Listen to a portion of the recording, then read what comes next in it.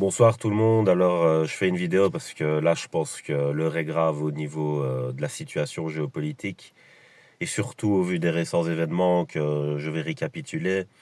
Alors, apparemment, 337 drones auraient attaqué Moscou. Alors, j'aimerais dire quelque chose par rapport à la politique russe, à mon avis. C'est que ils ont à peu près la même politique belliqueuse que les États-Unis. Et en fait, si on se souvient bien dans l'histoire, il n'y a qu'une fois où les États-Unis ont été attaqués sur leur propre sol. C'était à Pearl Harbor par les Japonais. Et qu'est-ce qu'il en a suivi après? Si on se souvient, ben, il y a eu Hiroshima et Nagasaki. Donc voilà, et je pense que les Russes, c'est similaire pour eux. Alors je ne sais pas s'ils vont considérer que c'est une attaque directe ou quoi, mais faut pas oublier que les Russes, ils ont aussi comme possibilité de riposter, pas que contre l'Ukraine, mais contre l'OTAN s'ils le décident, avant d'entamer une politique nucléaire peut-être. Donc on risque peut-être de se faire attaquer pour de vrai cette fois, et pas selon nos exagérations continues, paranoïdes, qu'on provoque soi-même, parce qu'en psychologie on connaît ce phénomène-là. Les personnalités mal construites provoquent elles-mêmes ce qu'elles craignent. C'est dans l'inconscient par rapport à l'abandon. Donc, je pense qu'on a des élites qui ont perdu les pédales et le guidon parce qu'en fait, elles portent des troubles. Euh, donc, par exemple, dans le narcissisme, vous avez un mécanisme de défense infantile et paranoïde qui est la fantaisie. Donc, la parano, c'est considéré comme une psychose. C'est-à-dire que c'est une considération, une interprétation qui ne correspond pas à la réalité. La réalité telle qu'elle est, pas telle qu'elle pourrait advenir si on repousse chaque fois la limite de l'acceptable. Donc voilà, ça c'est un phénomène dangereux. En fait, les gens qui portent ce genre de pathologie doivent être démis de leurs fonctions et ne doivent pas assumer des postes à responsabilité. C'est beaucoup trop dangereux. Et je vais en parler par rapport à un film qui explique magnifiquement bien ce phénomène, surtout à ce niveau-là de responsabilité. Ah, on parle pas de voilà de petites responsabilités où tu interprètes comme un con, mais il y aura pas de grandes conséquences parce que enfin c'est pas de la grande gestion quoi, mais je veux dire euh, personne veut être dans un bus conduit par un enfant de 8 ans, tu vois. Personne, hein, parce que bah, tous ceux qui sont dans le bus, ils risquent d'y passer, tu vois. Et donc, on est un peu dans ce genre de situation au niveau du peuple européen, pour moi, parce que j'ai vu les récentes déclarations du président français, qui pour moi sont quand même des déclarations offensives. Et à mon avis, c'est pas de lui-même, c'est la vision européenne, parce que Ursula von der Leyen a déclaré que ils allaient essayer de débloquer un budget de 800 milliards d'euros pour la défense. Alors, je sais pas ce que c'est que ce budget, mais pour moi, c'est de la folie belliqueuse. C'est vraiment de la parano, en fait. Ils ont perdu les pédales, en fait. Et là, parce que là, le contribuable européen, il vient de payer les milliards qui sont partis en Ukraine et on leur a même pas demandé s'ils étaient d'accord avec ça ou pas. On leur impose.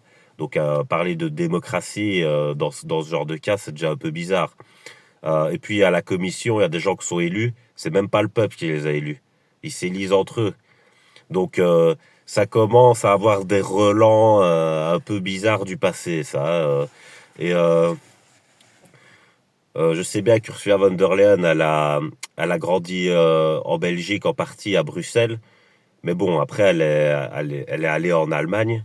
Et l'Allemagne, c'est le pays de qui encore ceux qui étaient dans la Deuxième Guerre mondiale. Là, ah ouais, les nazis, c'est ça, ouais. Donc c'est de là qu'ils venaient. Donc le fait de vouloir mettre 800 milliards dans la guerre, donc du coup, hein, c'est quel projet ça? Surtout que, comme je dis, là, il y a un problème avec les Russes, mais il y a eu un autre problème aussi qui est arrivé récemment. C'est il y a eu une cyberattaque sur le site X d'Elon Musk. Et Elon Musk, j'ai vu une interview de lui où il dit qu'ils ont retracé les IP et que les IP venaient d'Ukraine. Donc je dis, qu'est-ce qu'ils sont en train de faire? Qu'est-ce qu'ils sont en train de faire? Ils sont en train de se mettre à dos les superpuissances. Alors ils vont te sortir le gaullisme ou je sais pas quoi. J'ai dit, mais non, le gaullisme, c'était un esprit de rassemblement. C'était justement un esprit qui tendait à aller vers la paix. C'est-à-dire, c'était une forme d'universalisme, mais en faisant respecter les voies démocratiques et nationales. C'est-à-dire que euh, De Gaulle, lui, il servait les intérêts de la France parce qu'il était français, tu vois.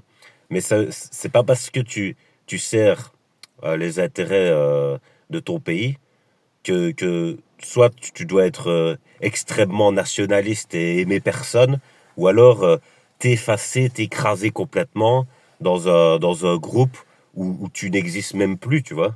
Et donc, c'est les deux extrêmes où il y a quelque chose qui va pas dans la gestion. Donc, on comprend pas trop ce qui se passe. Vraiment, moi, je suis abasourdi de voir tout ça.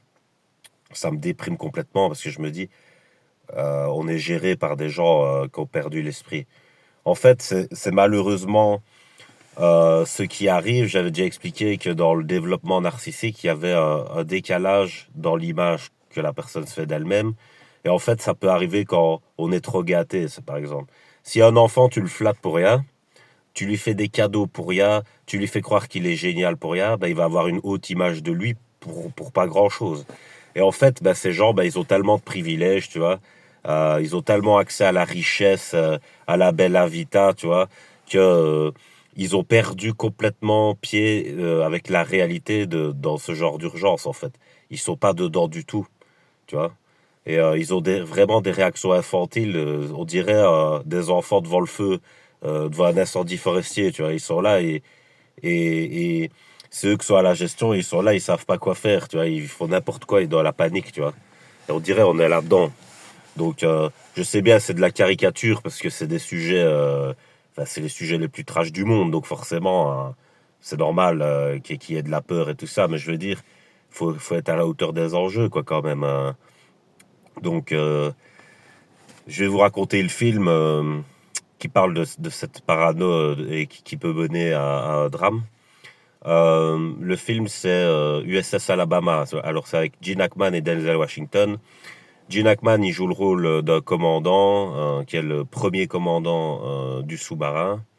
Et puis, Denzel Washington, il joue le commandant en second de ce même sous-marin. Et en fait, c'est un sous-marin nucléaire. Et à cette époque-là, parce qu'aujourd'hui, à mon avis, c'est plus le cas, mais à cette époque-là, les sous-marins, ils étaient fort déconnectés de l'état-major. Il y avait des communications, mais voilà, c'était pas moderne, quoi. Donc, en fait, ils ont reçu un message d'alerte dans le film qui dit que les Russes attaquent, en fait. Et ils ont une procédure de sécurité qui fait qu'ils doivent confirmer les messages avant de prendre une quelconque décision d'offensive ou quoi. Et en fait, Gene Hackman, comme c'est un conservateur et qu'il est fort patriote américain, tu vois, mais vraiment à la droite dure, quoi. Et Denzel Washington, il est noir aussi dans le film, donc ça joue quand même.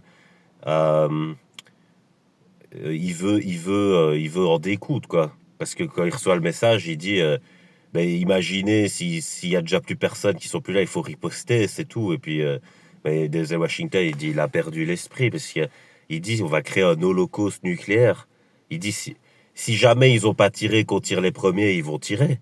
Tu vois, donc il dit il faut être sûr et certain avant, donc il faut la confirmation du message. Et Gene Hackman, il veut sauter cette étape. Il dit on a reçu un message, c'est bon, il n'y a pas besoin de. Et il veut sauter l'étape de sécurité. Et Denzel Washington, il dit ben non.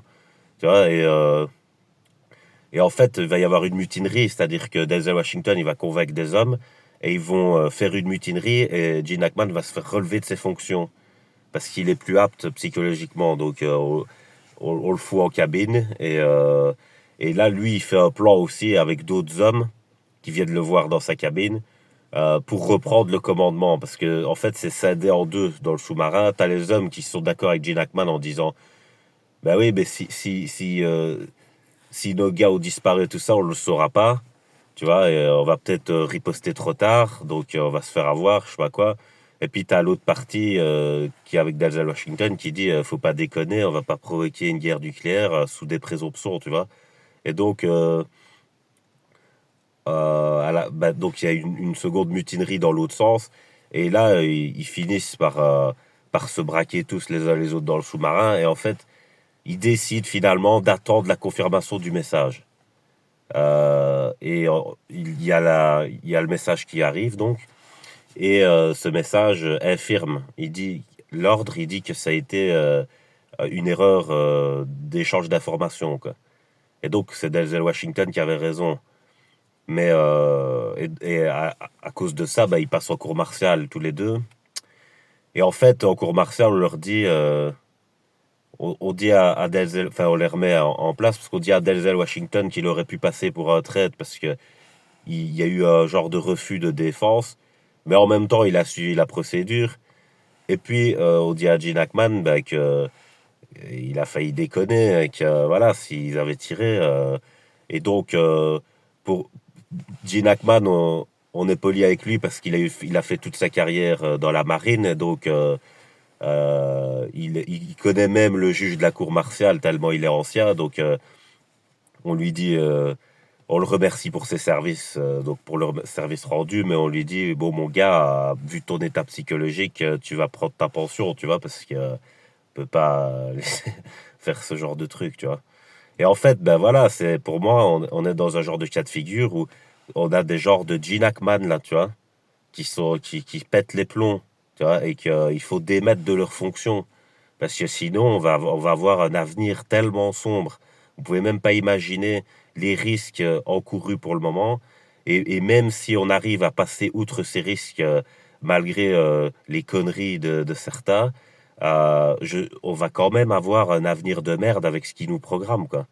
Donc, vraiment, la seule chose qu'on voit à l'horizon, c'est une grosse tempête bien dégueulasse, tu vois. Et tu te dis, va falloir s'accrocher, quoi.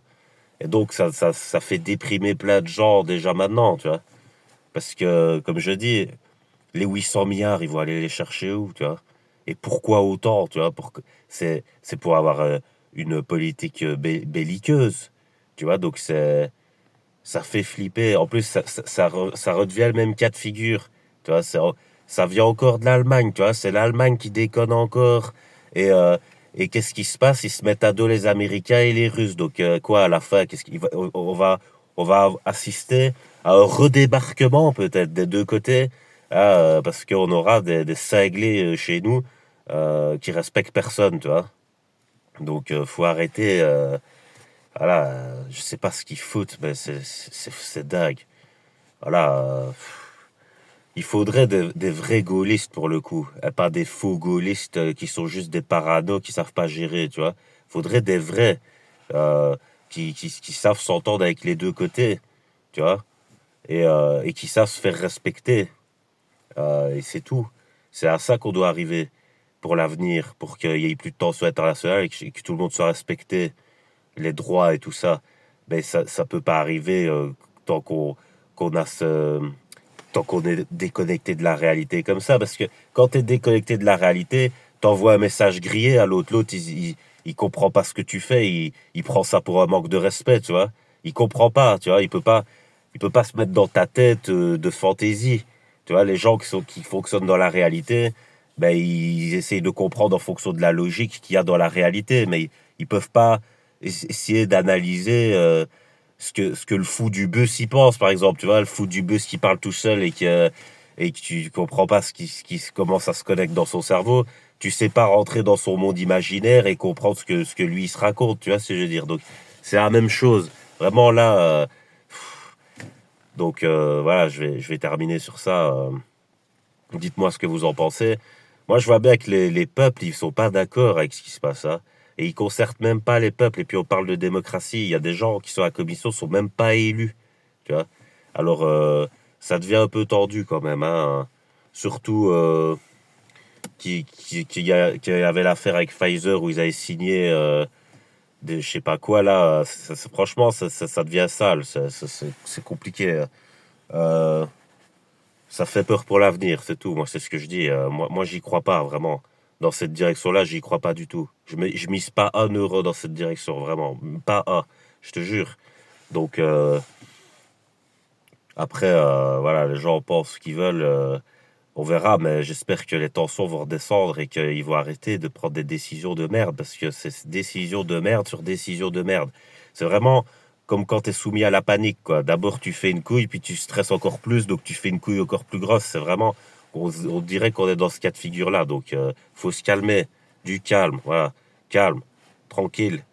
Parfois, quand tu es en stress, tu te poses, tu fais le vide et puis tu dis ok, je repars de zéro et j'ai refroidi et maintenant j'ai la maîtrise de moi, donc maintenant je sais prendre une décision correcte. Je pense que c'est dans cet état d'esprit qu'on doit aller maintenant, parce que sinon ça va pas aller. Donc voilà, je vous laisse passer une bonne nuit.